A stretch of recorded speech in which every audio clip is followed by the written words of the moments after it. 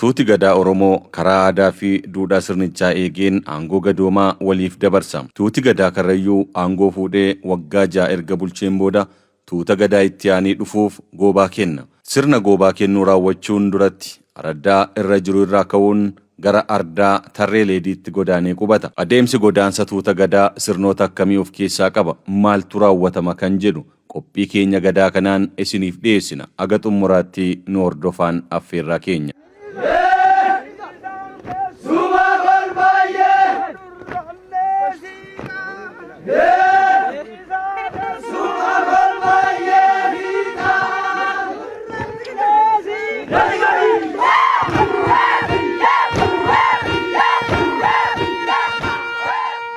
Gabalaan qubsuma warra raabaati. Araddaan isaanii jajjabii gabalaatiin tikfama. Jajjabii jechuun itti gaafatamaa araddaa akka jechuuti. Jajjabiin tuuta gadaa cidha gadaa raawwatuuf haala mijeessa. Horiin namatu tisseedhaan bobba'ee gala.